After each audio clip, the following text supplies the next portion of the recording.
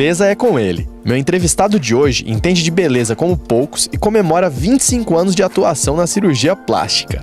À frente da clínica Calas, Dr. Shafik Calas, que acaba de chegar de mais um congresso internacional, recebeu o programa para um bate-papo. Confira!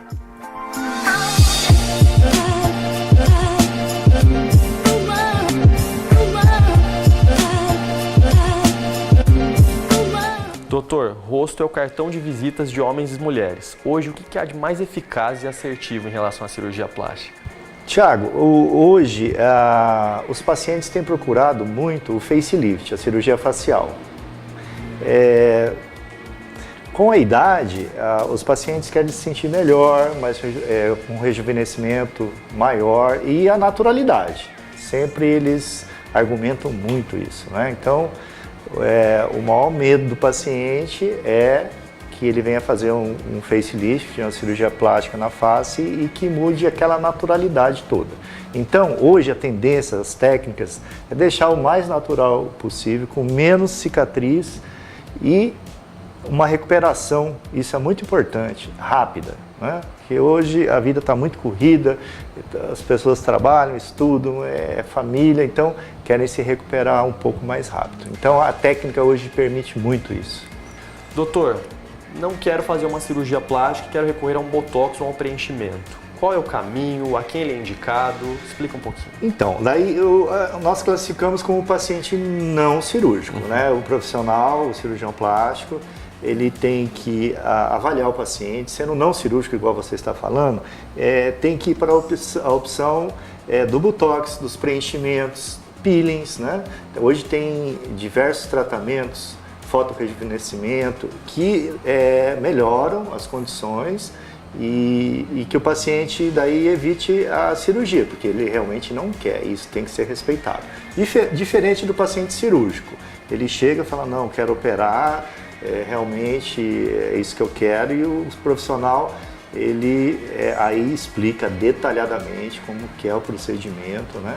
E importante também mostrar os trabalhos para o paciente ficar seguro, né? Porque a face, toda hora você está se olhando. Sim, né? sem dúvidas. Escovar o dente, se você vai pentear o cabelo, tomar um banho, você está se olhando. Então tem que ficar o mais natural possível. Então isso é importante o paciente se submeter à cirurgia sabendo que o resultado vai ser bem natural, tá?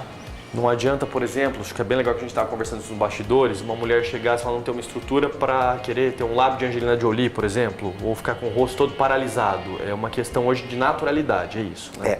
Nada de exageros, nada de exageros. Thiago, quanto mais natural possível, melhor. E isso o profissional tem que explicar, ele tem que perder o tempo explicando, mostrando o antes e depois, como que fica, e tirar o exagero da cabeça do paciente, tá? Porque esse exagero depois pode ser irreversível, né? E na estética é inadmissível, né? E doutor, quando se fala em estética, é impossível não mencionar os modismos, né? Qual dica você dá e qual que é o modismo da vez que as pessoas têm que tomar cuidado, porque lá no futuro isso pode acarretar problemas? Bom, Thiago, realmente sempre está existindo e sempre vai existir um modismo na estética e na cirurgia plástica, né? E esse modismo às vezes pode vir consequências, né? Quando é algo assim que está fora da normalidade. Eu vou dar um exemplo da bichectomia que, assim, a gente teve muita procura, né? E não são todos os casos que tem que fazer a bichectomia. Porque no futuro, né, a paciente pode ficar com um afundamento. Essa gordura vai fazer falta. Vai fazer falta no futuro. Né? Outro modismo que agora as pacientes já estão mais conscientizadas que está errado, são os seios muito grandes, né? Aquela moda das americanas. Exatamente. Essa moda veio dos Estados Unidos e seios grandes. Hoje a mulher brasileira já chegou aos 70%, já que se conscientizou que os seios não precisam ser grandes, né? Eles têm que estar bonitos, com harmonia, porque o seio grande ele repercute, né, na coluna vertebral, pode dar problema no futuro.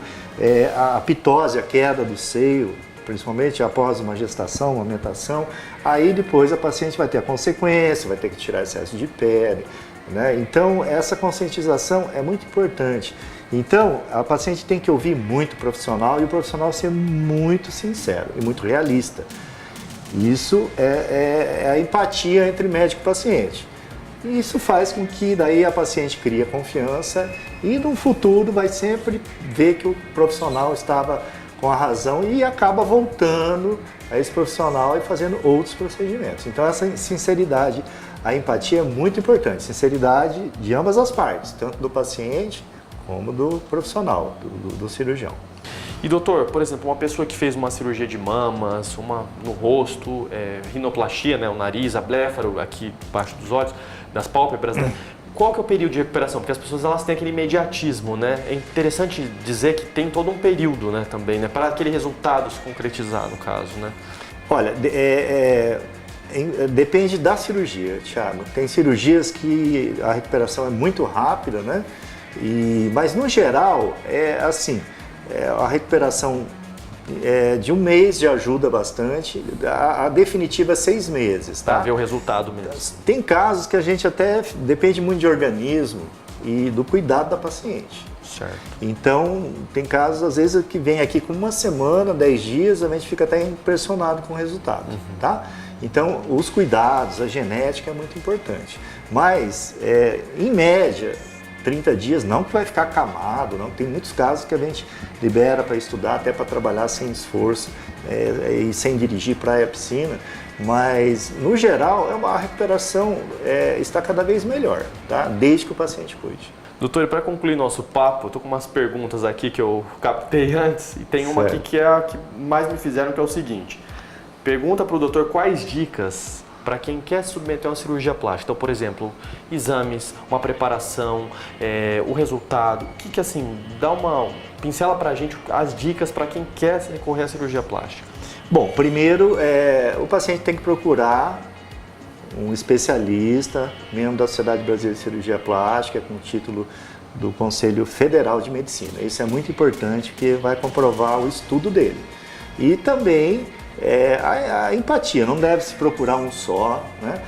Não deve se, às vezes, as pacientes ficam procurando valores, né? E ela tem que procurar a competência, o profissionalismo, e não procurar um só, né? Porque, de repente, a paciente não gosta de um cirurgião, então vai em 2, 3, quem ela sentir mais segurança, empatia, esse é o primeiro passo para a cirurgia dar certo, né? A empatia. E também não pode ser induzido por terceiros, né? O marido, não, você vai fazer com esse, ou a irmã. Não, ela tem que ter toda uma liberdade. Se sentir à vontade. Gente, bem à vontade, que esse primeiro passo é importantíssimo para que a cirurgia dê certo. A confiança, né? Porque daí a paciente vai vir tranquila, ela vai confiar, ela vai seguir as orientações, tá? Isso é muito importante. Bacana. E as londrinenses cada vez mais bonitas e jovens. Com certeza. Doutor, obrigado pelo papo. Lembrando que em breve nos vemos novamente com uma Agradeço. convidada especial, né? Sim. Isso, né? Vamos adiantar um pouquinho, que é a nossa convidada que nós vamos ter em breve. É segredo. É segredo ainda, não posso contar, gente. Mas nos vemos em breve, combinado, doutor? Combinado. Obrigado, hein, doutor? Obrigado. Valeu. Um abraço.